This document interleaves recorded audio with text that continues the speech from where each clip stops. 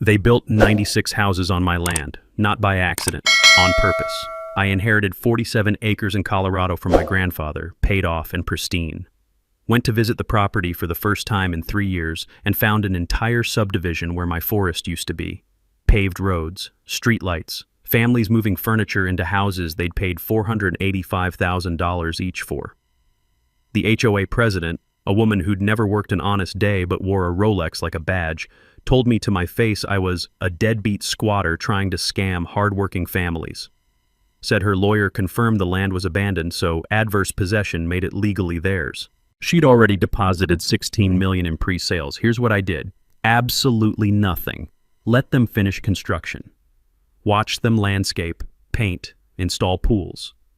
Then I walked into federal court with my grandfather's original 1971 deed.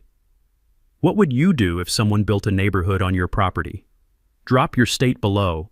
Let's see where my land rights family is watching from. My name's Dakota Flint. Yeah, like the stone. 47 years old, structural engineer, divorced. I drive a 2008 Silverado that burns a quart of oil every month. Nothing special about me except one thing. My grandfather left me 47 acres of Colorado forest worth about $4.2 million. William Flint bought that land in 1971 for $8,200 cash. Depression-era guy, kept every receipt in leather ledgers that smelled like pipe tobacco and WD-40. When he died in 2019, he left me the property with one note tucked inside the deed. Don't let the bastards take what's yours. I didn't visit for 3 years. Divorce, 2 kids in college, 70-hour work weeks. But I paid property taxes every April, $6,400 annually, never late, always online. I had the email receipts. August 2022, I finally drove up to scatter Grandpa's ashes, turned off Highway 36 onto the old fire road, and my stomach dropped.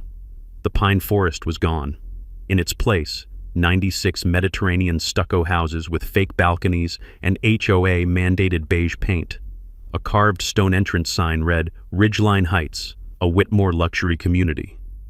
I checked my GPS 4 times. Same coordinates. This was my land. At the gatehouse, a security guard stopped me. Residents only. I own this property, I said, holding up my phone with the deed photo. He smirked. Sure, buddy, and I'm Elon Musk. Turn around. Before I could argue, a white Range Rover pulled up. Out stepped Cassandra Whitmore, mid-50s, Botoxed into a permanent look of mild surprise, wearing white linen that probably cost more than my monthly mortgage. She had that specific energy of someone who'd never been told no by anyone who mattered. Problem, Ray? She asked the guard, not looking at me. This gentleman claims he owns the development. Cassandra finally turned. Her eyes scanned me, work boots, Carhartt jacket, calloused hands. I watched her mentally file me under poor. How charming, she said. Sweetie, if you're looking for construction work, most crews have filled their labor positions, but I can take your number. I'm not looking for work. I'm the legal owner. My grandfather, William Flint, She pulled out her phone, scrolled with manicured nails. Our title company ran a forensic search. This land was abandoned for over 3 years, which under Colorado Adverse Possession Statute 38 to 41, 101 means nothing if property taxes were paid, I interrupted. Her smile went sharp. That's adorable. You know just enough to be dangerous. She pulled out a business card, held it between 2 fingers like it was contaminated. Brian Kemper, our attorney. He'll explain why your claim is, what's the legal term, frivolous. I took the card. How many houses are sold? All 96. Pre-construction sales totaled $16 million. Families are moving in by Thanksgiving. She said it like a threat. This is a legitimate development, properly permitted through Boulder County. If you continue trespassing, I'll call Sheriff Mitchell personally. We're major contributors to his department's equipment fund. Then she did something that made my blood freeze. She pulled out her phone, snapped my license plate. Just in case you decide to come back and vandalize anything, we have excellent security footage. She leaned closer. And trust me, honey, people like you don't win against people like us. The diesel smell from a nearby excavator mixed with fresh concrete. A nail gun echoed pop, pop, pop like a countdown. I drove home, hands shaking.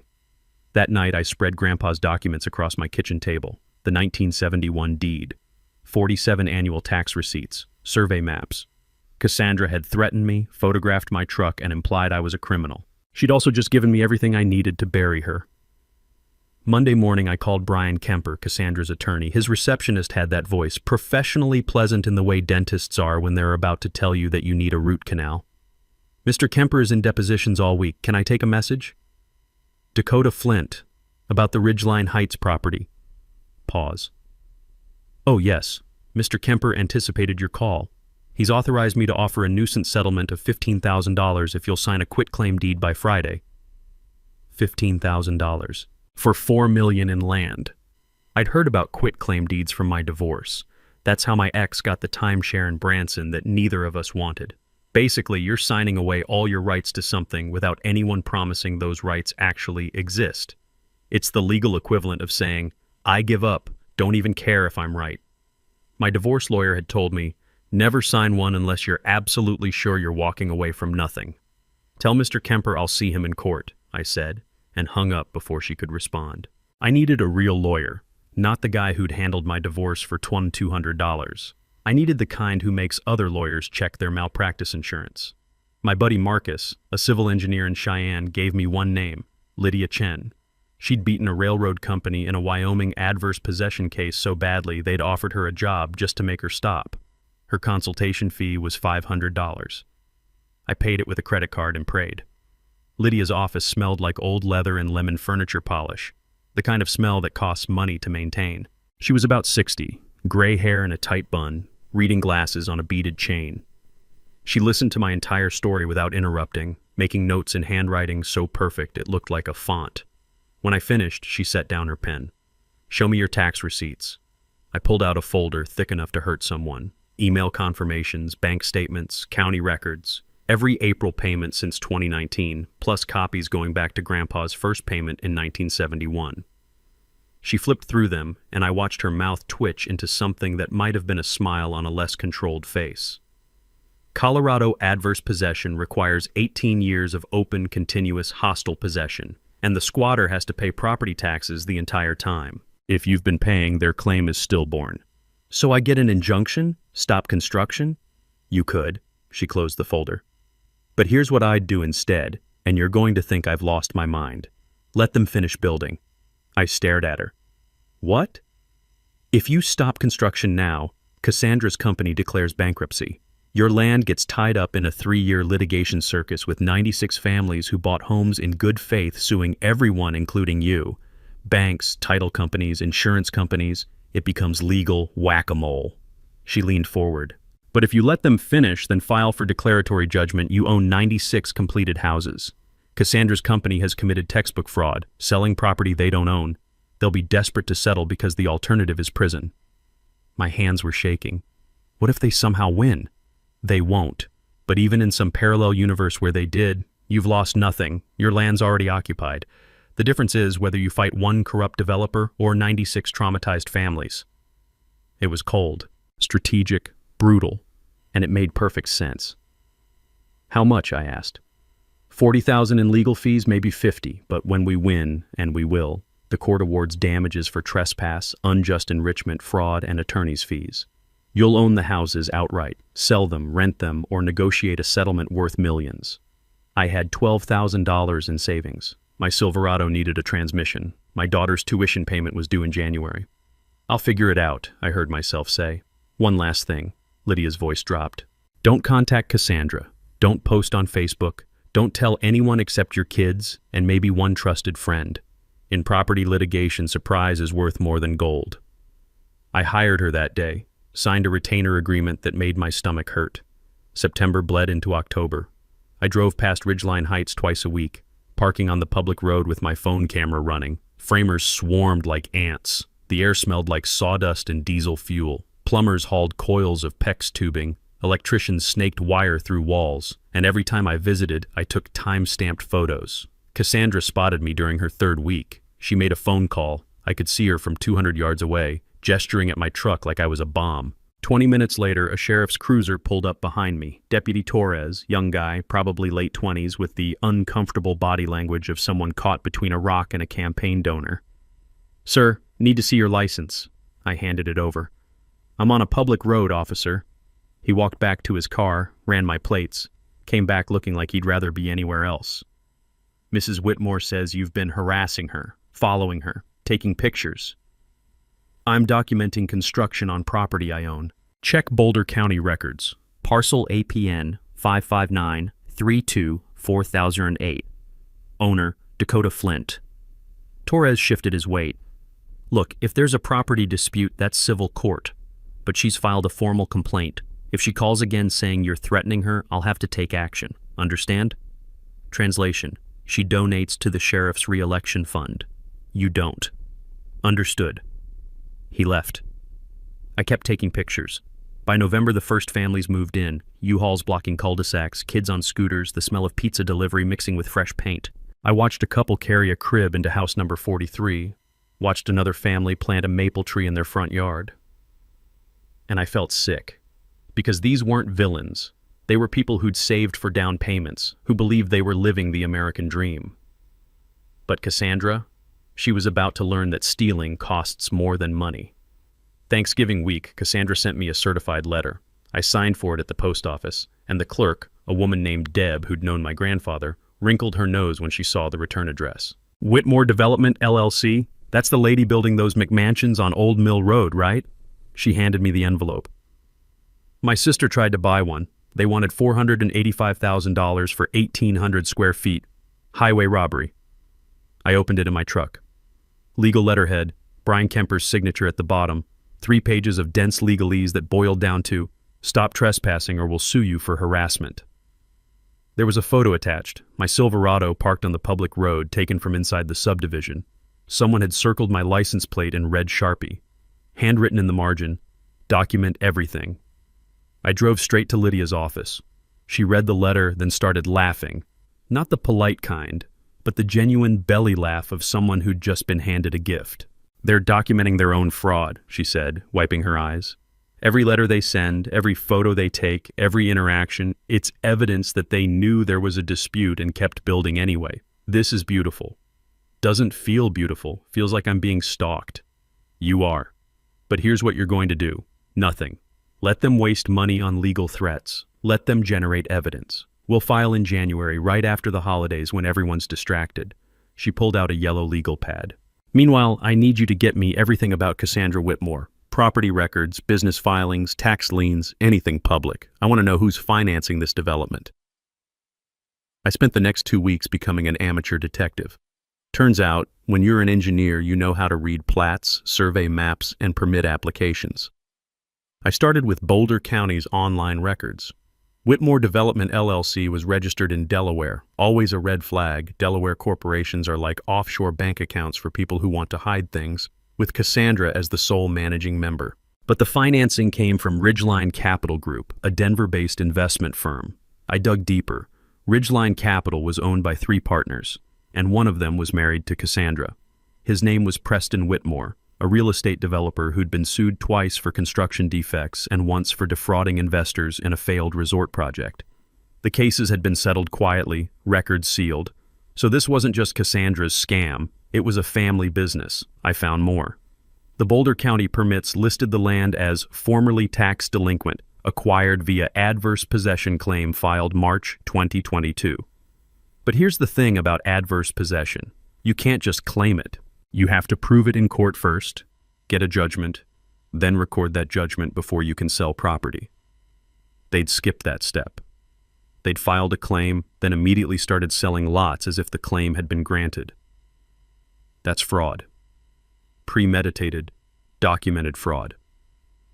I sent everything to Lydia in an encrypted email, because by now I'd learned that developers like the Whitmores have ways of making people's lives difficult. She called me an hour later. Dakota, this is better than I thought. Preston Whitmore has a pattern. If we can prove he knew about your ownership and proceeded anyway, this becomes criminal fraud, not just civil trespass. How do we prove that? Let me worry about that, you just keep your head down. But keeping my head down got harder when Cassandra escalated. December 3rd, I got a call from Boulder County Code Enforcement. A man named Rick Paulson, who sounded tired in the way government workers do when they're handling their 50th complaint of the day. Mr. Flint, we've received a report that you're operating an illegal dumping site on parcel 559-32-4008. What? I don't even live there. The complaint says there are piles of construction debris, old vehicles, and possible hazardous waste. I'm required to inspect. If the violations are confirmed, you'll face fines starting at $500 per day.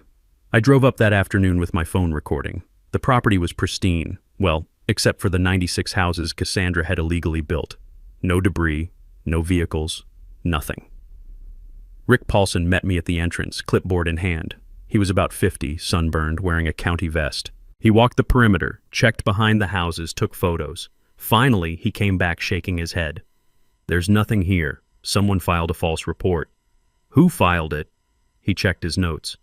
Anonymous tip, but it came through Mrs. Whitmore's office as a concerned citizen complaint. So she's trying to get me fined for violations that don't exist on land she's currently occupying. Rick looked at me for a long moment.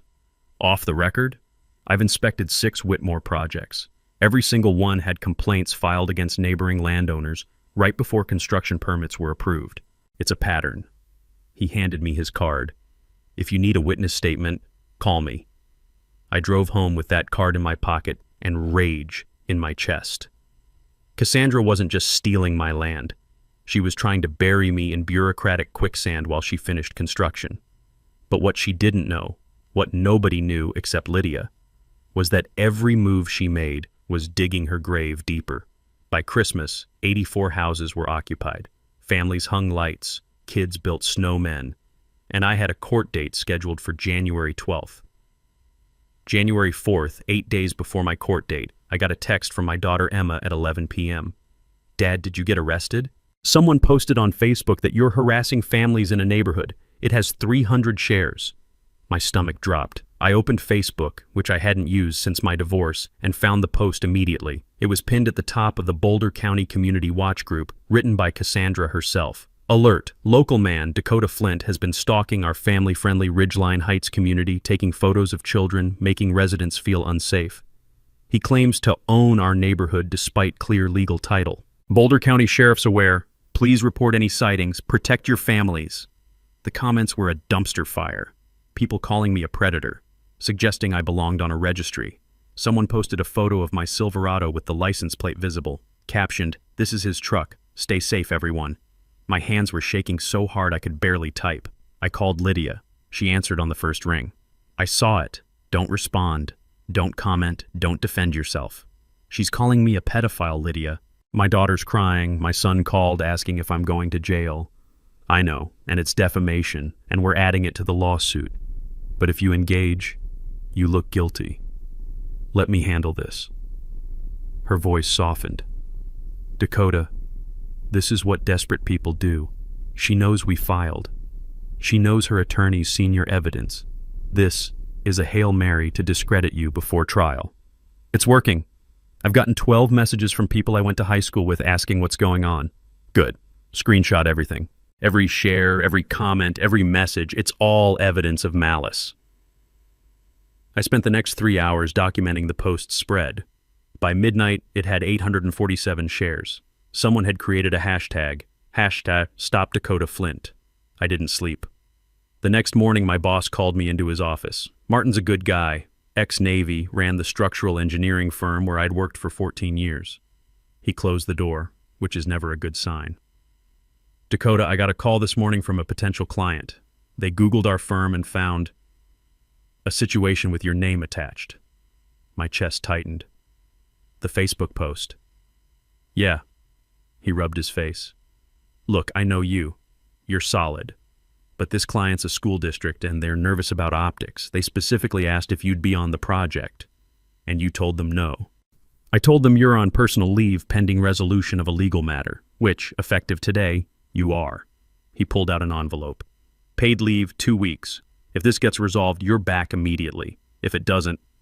He didn't finish. I took the envelope. Understood. Walking to my truck, I passed Jenny from accounting. She'd always been friendly, brought cookies at Christmas, asked about my kids. She saw me coming and literally crossed to the other side of the parking lot. That's when I understood what Cassandra was doing. She wasn't just attacking my legal claim, she was attacking my life, my reputation, my job, my ability to exist in my own community. I sat in my truck and called Lydia again. They're destroying me, I said. I just got put on leave. People are crossing the street to avoid me. I'm filing an emergency motion for a temporary restraining order against Cassandra. Defamation, intentional infliction of emotional distress, interference with business relations. We'll have a hearing Monday." She paused. "But Dakota, you need to understand something. This gets worse before it gets better. If you want to walk away, I'll negotiate a settlement. You'll get something, maybe $500,000. You can move, start over." I thought about Grandpa's note. "Don't let the bastards take what's yours." "No," I said. "We finish this. Then buckle up, because they're going to hit harder." She was right. January 7th, someone spray-painted pervert on my garage door. I filed a police report. The responding officer, not Torres, someone older named Patterson, took photos with the enthusiasm of a man filling out a DMV form. "Any idea who did this?" "Check the Facebook post going around, probably someone who believed it." He wrote something down. "We'll increase patrols in your area." That night, I slept with a baseball bat next to my bed. January 9th, 3 days before court, my lawyer Emma called crying. Someone had sent her the Facebook post with a message. "Your dad's a creep, and everyone knows it." I drove to her apartment in Fort Collins, found her on her couch with her roommate, both looking at me like I might be radioactive. "Dad, just tell me the truth. Are you really stalking people?" I sat down and explained everything. The land, Cassandra, the lawsuit, the houses. Showed her Grandpa's deed, the tax receipts, Lydia's court filings. Emma read through them, and I watched her face change from fear to fury. "So she's lying about everything?" "Everything." "Then we need to fight back." "Lydia says we wait for court." Emma shook her head. "Dad, you've been playing defense your whole life. Divorce, work, everything. Just once. Hit first." I didn't respond, but her words stuck. January 11th, the night before court, I got one final message. It was from a number I didn't recognize. "Drop the lawsuit or everyone finds out what you really are." I forwarded it to Lydia. She texted back immediately. "Perfect. Bring your phone to court tomorrow. We're going to bury them." The Boulder County Courthouse smelled like floor wax and recycled air. I met Lydia in the hallway outside courtroom 3C at 8:45 a.m. She wore a navy suit that probably cost more than my truck, carrying a leather briefcase that looked like it could stop bullets. "You ready?" she asked. I wasn't. My hands were sweating. I'd worn my only suit, the one from my daughter's high school graduation 3 years ago, that now felt too tight in the shoulders. "Do we have enough?" "We have a nuclear bomb. Trust me." She checked her watch. Cassandra's attorney filed a motion to dismiss yesterday at 4:57 p.m. Classic delay tactic. Judge Ramirez hates that. We walked into the courtroom. Cassandra sat at the defendant's table with Brian Kemper and Preston Whitmore, her husband, who I'd only seen in property records. Preston was about 60, gray hair gelled back, wearing a suit that screamed, "I've settled 3 fraud lawsuits." He was whispering to Kemper, both of them looking relaxed. Confident. Cassandra saw me and smiled. Actually smiled, like she'd already won. Judge Angela Ramirez entered, a woman in her 50s with reading glasses and zero patience in her expression. We all stood. "Be seated. Case number 2023 CV 00847, Flint versus Whitmore Development LLC and associated parties." She looked at Kemper. "Counselor, I received your motion to dismiss at 5 p.m. yesterday. You want to explain why you think that's appropriate?" Kemper stood. "Your Honor, the plaintiff's claim is defective on its face. Whitmore Development holds clear title via adverse possession. Mr. Flint abandoned the property for over 3 years. Did he pay property taxes?" Judge Ramirez interrupted. "Well, yes, but then adverse possession fails under Colorado Statute 3841-101. What else do you have?" I watched Kemper's confidence crack like cheap concrete. "Your Honor, the title company conducted a thorough search." "Ms. Chen?" The judge turned to Lydia. Lydia stood, and I swear the temperature in the room dropped 5 degrees. "Your Honor, we're not here to debate adverse possession. That claim is frivolous. We're here because the defendants knowingly committed fraud." She opened her briefcase. "I'd like to submit Exhibit A, an internal email from Preston Whitmore to Cassandra Whitmore dated February 18th, 2022. She handed copies to the judge and Kemper. I craned my neck to see. Kemper's face went white. Judge Ramirez read it, and her eyebrows went up. "Counselor Kemper, did you know about this email?" "Your Honor, I've never seen that document." "It was submitted in discovery last week," Lydia said smoothly. "Perhaps it got lost in your office." "What does it say?" I whispered. Lydia slid me a copy. I read it, and my heart started pounding. From Preston Whitmore at Ridgeline Capital, Com to C. Whitmore at Whitmore Development. Com subject, Old Mill Road property, risk assessment. Cassie, spoke with our title attorney. The Flint parcel is not abandoned. Owner, William Flint's grandson, has been paying property taxes continuously since 2019. Adverse possession claim won't hold up in court. However, if we move fast, file the AP claim, get permits approved, start selling lots before anyone notices, we can create enough chaos that Flint either settles cheap or gets buried in litigation costs. Worst case, we build everything, file bankruptcy, let the title insurance companies sort it out. We've done this before, Aspen Project 2019. Risk level, medium. Reward level, $16 gross. I read it 3 times. They'd known. From the beginning, they'd known they were stealing my land. Your Honor, Lydia continued, this email proves the defendants engaged in intentional fraud. They knew Mr. Flint owned the property. They knew their adverse possession claim was baseless. They proceeded anyway because they calculated, correctly I might add, that most people can't afford to fight a multi-million-dollar legal battle. Judge Ramirez looked at Preston and Cassandra. Is this email authentic? Preston started to stand, but Kemper grabbed his arm. Your Honor, we need to consult with our clients. That sounds like a yes. The judge closed the folder. Here's what's going to happen. Motion to dismiss is denied. This case is proceeding to trial, expedited schedule. In the meantime, I'm issuing a temporary restraining order. Whitmore Development will cease all sales, marketing, and transfer of property related to Ridgeline Heights pending resolution. She looked at Cassandra. And Mrs. Whitmore, if I see one more Facebook post, one more anonymous tip to code enforcement, or one more threat directed at Mr. Flint, I will hold you in contempt. Are we clear? Cassandra's face had gone from confident to ashen. Yes, Your Honor, she whispered. Walking out of the courthouse, Lydia turned to me. That email? I got it from a whistleblower. One of Preston's former business partners who got screwed in the Aspen deal. He's been waiting 5 years for revenge. How did you find him? She smiled. I'm very good at my job. For the first time in 4 months, I felt like I could breathe. That night, I bought a bottle of whiskey I couldn't afford and sat on my back porch watching snowfall. My phone buzzed every 5 minutes. Emma, my son Tyler, Marcus from Wyoming, even my ex-wife Jennifer sending a cautious, heard you had a good day in court. But the message that mattered came from Lydia at 9:47 p.m. My office, tomorrow 10 a.m., bring coffee. We're building the kill shot. I showed up at 9:30 with 2 large coffees and a box of donuts that seemed appropriate for planning someone's legal destruction. Lydia's conference room had a whiteboard covering one entire wall, already half filled with dates, names, and colored arrows connecting them like a conspiracy theory map. You brought donuts. She grabbed a glazed one. I like you more now. What's all this? This, she said, tapping the board with a marker, is how we turn your property dispute into a criminal referral. She drew a circle around Preston's name. The email was the grenade. Now we're bringing the artillery. She'd spent the previous evening with her paralegal tracking down every project the Whitmores had touched in the last decade.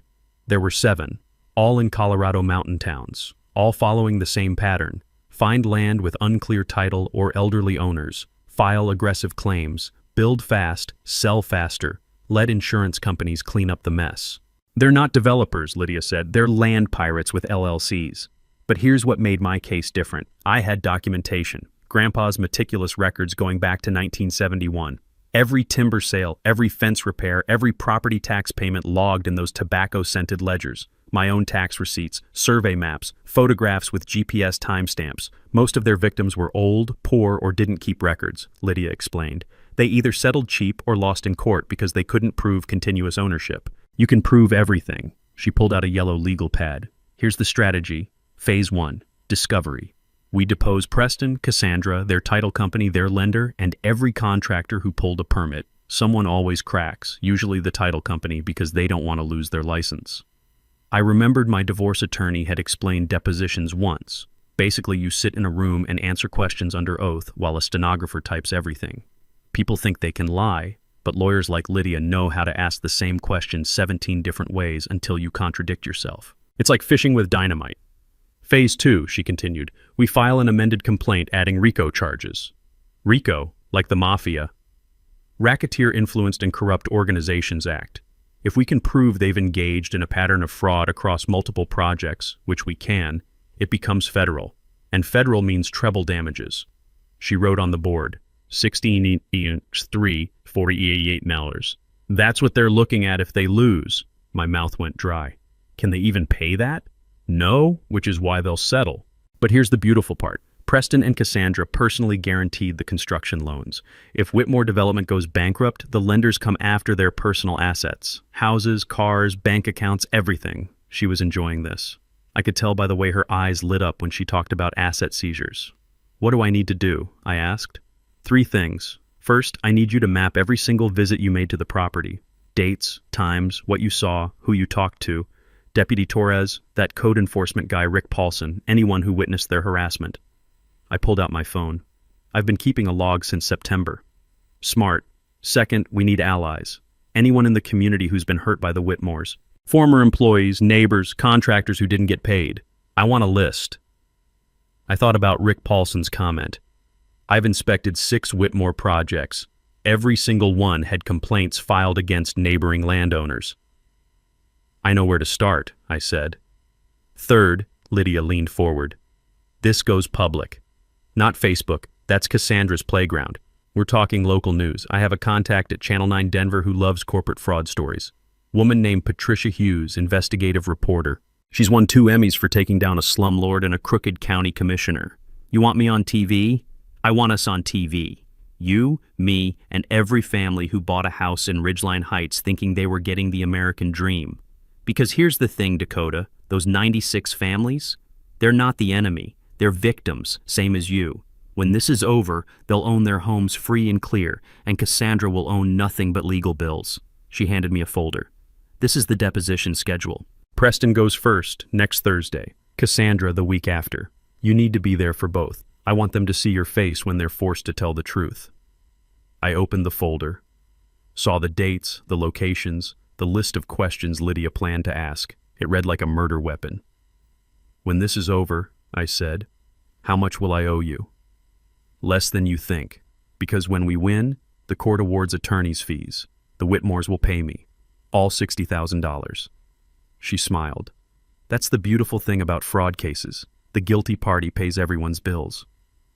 I left her office at noon with a plan, a purpose, and for the first time since August, a sense that justice wasn't just a word people said when they meant revenge. It was something you built, carefully, methodically, with receipts. Preston Whitmore's deposition was scheduled for January 18th at 9 a.m. in a glass-walled conference room on the 14th floor of a Denver office building. Through the windows you could see the Rockies, snow-covered peaks glowing in the morning sun, indifferent to the carnage about to happen inside. Preston arrived in a charcoal suit with his own attorney, a woman named Diane Kelso who had the sharp, predatory look of someone who bills $800 an hour. He didn't look at me, not once. The court reporter, a tiny woman with a stenograph machine that clicked like nervous insects, swore him in. Lydia started gentle. Name, address, occupation. Preston answered in a bored monotone, like he'd done this 100 times. Probably had. Mr. Whitmore, do you recognize this email? Lydia slid a copy across the table, the February 18th smoking gun. Preston glanced at it. I do. Did you write it? Yes. So you knew, in February of 2022, that Dakota Flint was the legal owner of the Old Mill Road property? Diane Kelso leaned forward. Don't answer that. Lydia smiled. Your Honor granted a discovery order. He has to answer. Preston shifted. I knew someone named Flint was listed in county records, but our title company advised us the property was effectively abandoned under... Which title company? Rocky Mountain Title Group. Lydia made a note. I watched Preston's jaw tighten. He knew what was coming. She was going to depose the title company next, and they'd either confirm his lie or throw him under the bus to save their license. She asked 50 more questions, each one tightening the noose. By 11 a.m., Preston was sweating through his shirt. By noon, he'd contradicted himself 4 times. When Lydia finally said, no further questions, he practically sprinted out of the room. Diane Kelso stayed behind. She looked at Lydia with something like professional respect. Your client should settle, she said quietly. Your client should have thought of that before committing fraud. Name a number. Lydia closed her notebook. 10 million. Plus, he resigns from every corporate board, dissolves Ridgeline Capital, and personally finances the transfer of all 96 homes to their current residents at cost. Oh, and a written apology. Diane laughed, short and bitter. He'll never agree to that. Then we'll see him in trial, and I'll bring Channel 9 with me. 2 days later, the escalation I'd been dreading finally came. I got a call from Tyler, my son, at 6 p.m. He was 23, working as a line cook in Fort Collins while finishing his culinary degree. His voice was shaking. "Dad, someone came to the restaurant." My blood went cold. "What happened?" "This guy in a suit said he was a private investigator looking into you. Asked my manager if I was reliable, if you'd ever been violent, if there were incidents he should know about." Tyler's breathing was ragged. "Dad, my manager pulled me aside after and asked if there's something I need to tell him. I could lose my job." I closed my eyes. "What was the investigator's name?" He gave me a card. "Thomas Brennan, Apex Investigations." I wrote it down. "Tyler, listen to me. Don't talk to him again. If he comes back, tell him to contact my attorney. I'll handle this." After we hung up, I called Lydia, got her voicemail, left a message that probably sounded unhinged. She called back at 8 p.m. "I know. They hired a PI to dig up dirt. It's textbook intimidation. He went to my son's workplace. He's trying to get Tyler fired. And it's witness tampering, which is a felony." Her voice was ice. "Forward me that business card photo. I'm filing an emergency motion tomorrow morning." But the hits kept coming. January 23rd, I got an email from the IRS. Notice of audit. They were reviewing my tax returns from the past 3 years, citing irregularities reported by a third party. There were no irregularities. I was a W-2 employee with simple taxes. This was harassment, pure and simple. I forwarded it to Lydia. She called immediately. "They're burning bridges now. This is what happens when rich people panic. They throw money at problems until the problems go away." "It's working. I can't afford an IRS audit on top of everything else." "You won't have to. The IRS complaint is anonymous, but we can subpoena Apex Investigations client records. If we prove the Whitmores filed a false IRS report, that's another felony." She paused. "Dakota, they're making mistakes. Desperate people always do." January 25th, the mistakes got worse. Someone leaked the Ridgeline Heights sales contracts to a Boulder real estate blog. All 96 contracts, showing that buyers had paid between $450,000 and $530,000 for homes built on disputed land. The blog's headline, "Luxury developer sold homes on stolen property. Buyers may lose everything." My phone exploded. Emails from panicked homeowners. A woman named Sarah Chen called me crying. She'd used her entire life savings for the down payment on house number 67, and now her title insurance company was refusing to cover the claim because of the fraud allegations. "Mr. Flint, please, I have 2 kids. We moved here from California. This is supposed to be our forever home." I didn't know what to say. "I'm not trying to take your house. I'm trying to stop the people who stole from both of us. But what happens if you win?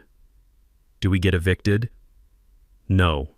You'll own your home. The developer will pay for it." "And if they can't?" I had no answer for that. That night, Lydia called with news. "Channel 9 wants to interview you. Patricia Hughes, the investigative reporter. She's doing a segment on predatory land developers. It airs February 2nd, 1 week before trial." What do I say? The truth, that you're fighting for your grandfather's legacy, that you're not the enemy, the Whitmores are, and that every family in Ridgeline Heights deserves to keep their home. I thought about Sarah Chen's voice breaking on the phone. "Set it up," I said. The Channel 9 interview was scheduled for January 30th at my house. Patricia Hughes arrived at 2 p.m. with a cameraman named Steve and enough lighting equipment to film a Marvel movie. Patricia was mid-40s, gray-streaked hair and a practical ponytail, wearing jeans and a blazer that said, "I'm professional, but I've climbed through dumpsters for a story." She shook my hand. "Mr. Flint, I've been covering real estate fraud for 12 years. Your case is the most brazen thing I've ever seen." We sat in my living room, which I'd frantically cleaned that morning, shoving dirty laundry into closets like a teenager before prom. Steve positioned lights while Patricia reviewed her notes. "I'm going to ask about your grandfather, the property, and what happened when you discovered the development. Just talk to me, not the camera. We'll edit later." The interview lasted 90 minutes. I told her everything. Grandpa's ledgers, Cassandra's contempt, the Facebook smear campaign, Preston's email, the families caught in the middle. Patricia's questions were sharp but fair. She made me feel like I was talking to a friend, not performing for an audience. At the end, she turned off the camera. Off the record, I contacted Cassandra Whitmore for comment. She threatened to sue me for defamation if we air this. Will you still run it? Patricia smiled.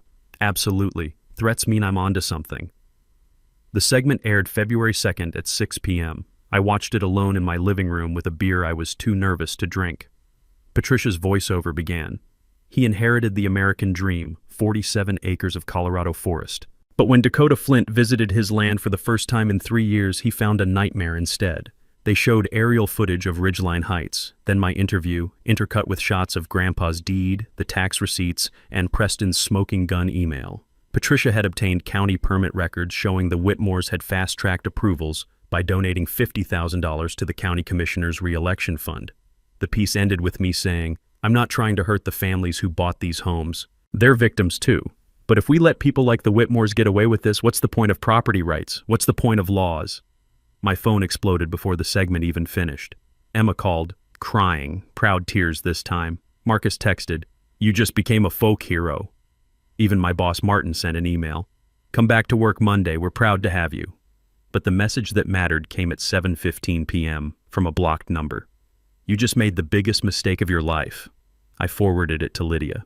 She called back immediately. Don't go anywhere alone. Vary your routes. Keep your doors locked.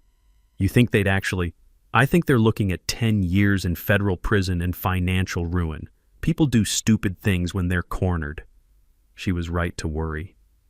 February 4th, 2 days after the broadcast, I came home from grocery shopping to find my front door ajar. I'd locked it, I was certain.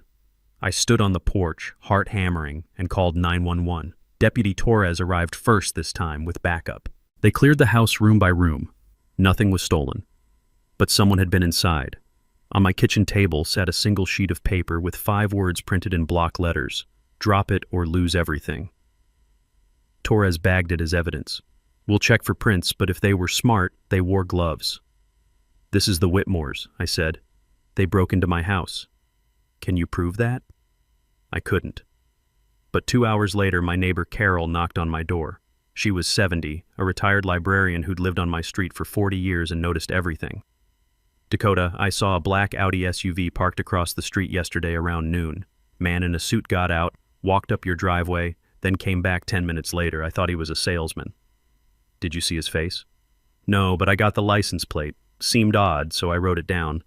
She handed me a sticky note with Colorado plate number, KLM 4892. I gave it to Torres. He ran it. The vehicle was registered to Apex Investigations, Thomas Brennan's company. That's the PI who harassed my son, I said. Torres looked uncomfortable. Breaking and entering is a felony, but proving he did it versus just walking up to your door is tough without video. So they just get away with it? I'll file a report. Detective will follow up. But Mr. Flint? You should consider staying somewhere else until this is over. I spent that night at Emma's apartment in Fort Collins. Slept on her couch with my phone charging next to me and the baseball bat leaning against the wall. February 6th, 3 days before trial, Lydia called with an update. The title company flipped. Rocky Mountain Title is cooperating with our investigation. They're admitting they knew the adverse possession claim was shaky but approved it anyway because Preston paid them $45,000 under the table. They're giving us everything, emails, payment records, recorded phone calls. So we have them. We have them. But Dakota? Cassandra knows it too. Her attorney called this morning begging for a settlement conference. What did you say? I said we'll see them in court. The silence on the line felt heavy. 3 more days, Lydia said. Stay safe, stay quiet, and get ready to watch everything burn. I hung up and stared out Emma's apartment window at the snow falling on Fort Collins. Somewhere out there, Cassandra and Preston were planning their last desperate move. I just hoped I'd see it coming. February 9th, trial day. I put on the same suit I'd worn to the first hearing, still too tight in the shoulders, and drove to Boulder with Emma riding shotgun. She'd insisted on coming, said I needed family there. Tyler had wanted to come too, but he couldn't afford to miss work. Not after the PI incident nearly cost him his job. The courthouse parking lot was chaos. 2 news vans, Channel 9 and a local Boulder station, had cameras set up on the steps. Patricia Hughes spotted me and waved, but I kept my head down. Lydia had been clear. No media comments before trial. Inside, courtroom 3C was packed. All 96 families from Ridgeline Heights had received notices about the trial, and at least 40 of them had shown up. I recognized Sarah Chen sitting 3 rows back, the woman who'd called me crying about her forever home. She looked at me with an expression I couldn't read, hope maybe, or terror that she'd lose everything. Cassandra and Preston sat at the defense table with their attorneys, Brian Kemper and Diane Kelso, plus 2 more lawyers I didn't recognize. They'd brought in reinforcements.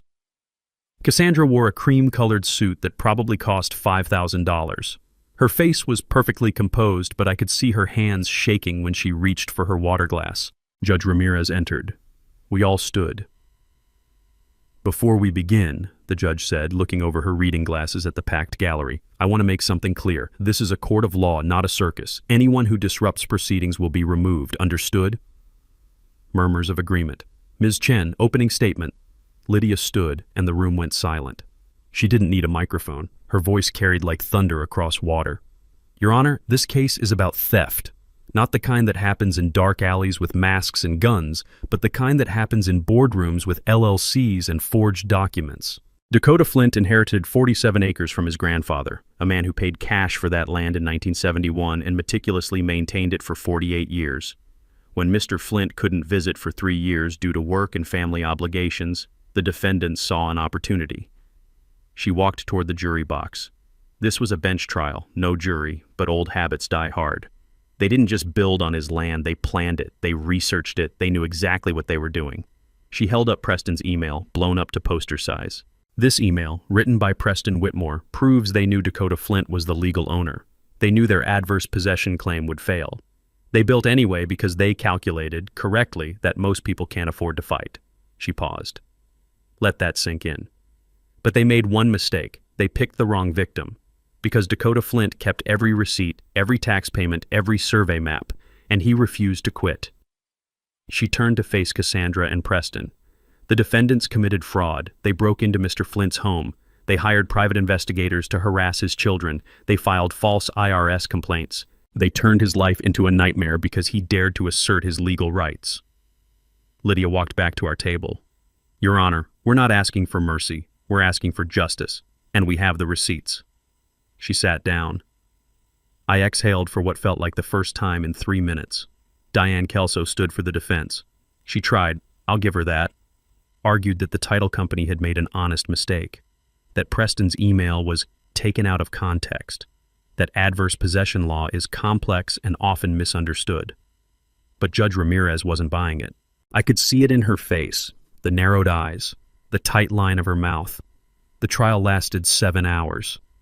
Lydia called witnesses, the title company representative who admitted taking a bribe, Rick Paulson from Code Enforcement who testified about the pattern of false complaints, Deputy Torres who described the harassment campaign. She entered Grandpa's ledgers into evidence, those tobacco-scented pages that proved continuous ownership for 50 years. Preston took the stand. Lydia destroyed him in 40 minutes. Every question was a trap. Every answer dug him deeper. By the end, he was stammering, contradicting his own deposition testimony, looking to Diane Kelso for rescue that never came. Cassandra refused to testify. Fifth Amendment. Her lawyers probably begged her not to. She'd have been eviscerated. At 4:47 p.m., Judge Ramirez announced she'd issue a ruling within 24 hours. We filed out into the hallway. The homeowners mobbed me. Sarah Chen grabbed my arm. What happens to us? She asked. If you win, do we lose our homes? I looked at Lydia. She nodded. You keep your homes, I said, loud enough for everyone to hear. Every single one of you. The Whitmores committed fraud, not you. You'll own your houses free and clear. That's the settlement we're demanding. The crowd went silent. Then someone started clapping. Then another. Within seconds, 40 people were applauding in a courthouse hallway. Cassandra walked past, flanked by her attorneys. She looked at me once, her eyes full of pure hatred, then disappeared into the elevator. Outside, Patricia Hughes caught me on the courthouse steps. Mr. Flint, how are you feeling? I looked at the cameras, at Emma standing beside me, at the Rockies in the distance, snow-covered and eternal. Like my grandfather's watching, I said, and he's proud. That night, the clip went viral. 3 million views in 12 hours. The next morning, Judge Ramirez issued her ruling. We won. Everything. Judge Ramirez's ruling was 18 pages long, but the first paragraph said everything. The defendants engaged in a calculated, systematic scheme to defraud Dakota Flint of his lawful property through false adverse possession claims, bribery of public officials, and intentional misrepresentation. Such conduct is reprehensible and will not be tolerated by this court. The order gave me full title to all 47 acres, including the 96 houses. It awarded me $4.2 million in damages for trespass, emotional distress, and loss of use. It required the Whitmores to pay Lydia's legal fees, $73,000, and it referred the case to the U.S. Attorney's Office for criminal prosecution. Cassandra and Preston were done. Ridgeline Capital dissolved within a week. Their personal assets, the Range Rover, the Aspen vacation home, Cassandra's jewelry collection, went to auction to pay creditors. Preston was indicted on 6 federal fraud charges. Cassandra took a plea deal, 3 years probation, $500,000 restitution, and a lifetime ban from Colorado real estate development. The title company lost its license. Brian Kemper resigned from his law firm to avoid disbarment. But the ruling created a new problem. What to do with 96 families who'd bought homes on my land? I could have forced them out, sold the houses myself, pocketed another $16 million. That's what the law allowed. That's what a lot of people expected. Instead, I called a town hall meeting at Ridgeline Heights on March 15th. All 96 families showed up, cramming into the unfinished clubhouse that Cassandra had promised but never built. Sarah Chen stood in front, holding her daughter's hand. An elderly couple named the Rodriguezes sat near the back, looking terrified. These weren't villains. They were teachers, nurses, electricians, people who'd saved for years to buy a piece of the American dream. I stood at the front with Lydia beside me. "I know you're scared," I started. "You bought homes in good faith. You did nothing wrong, and I'm not here to punish you for someone else's crime." The room was silent enough to hear snow melting on the roof. "Here's what I'm proposing. I'm transferring ownership of all 96 homes to the Ridgeline Heights Community Trust, a nonprofit we're establishing today. Each family will own their home through the trust at the price you originally paid. No mortgages, no interest, just what you've already invested. If you've paid $485,000, you owe nothing more. If you still have payments left, you finish them to the trust at 0 interest." Someone gasped. Sarah Chen started crying. "The trust will use those funds to maintain roads, cover property taxes, and establish a scholarship fund for kids in this community. My grandfather believed land was about legacy, not profit. This is his legacy." The applause started slowly, then built like a thunderstorm. People were hugging, crying, shouting thank yous across the room. An elderly man, Mr. Rodriguez, walked up and shook my hand so hard I thought my shoulder would dislocate. "You're a good man," he said. "Your grandfather raised you right." The scholarship fund launched in September. The William Flint Memorial Scholarship, $10,000 annually for a Colorado student studying engineering, forestry, or environmental science. Emma helped me set it up. Said Grandpa would have loved that his ledgers full of timber sale records were now funding someone's education. I kept 5 acres for myself at the north end of the property, the part with the old-growth pines Grandpa had refused to log. Built a small cabin there, 2 bedrooms, nothing fancy. Sold my house in town and moved in last October. Wake up every morning to the smell of pine and coffee, watch deer graze outside my window. Tyler visits on weekends. Emma brings her boyfriend, a law student naturally. Even Jennifer, my ex-wife, came by once with her new husband, said she was proud of me. That felt strange, but good. Patricia Hughes did a follow-up story in December. From property theft to community triumph, how one man turned injustice into justice. It won her 3rd Emmy. Last week, Sarah Chen's daughter drew me a picture, a crayon house with a stick figure labeled Mr. Dakota holding a giant deed. It's on my fridge now, held up by a magnet shaped like Colorado. I think about Grandpa's note sometimes. Don't let the bastards take what's yours. He was right, but what's mine isn't just land or money.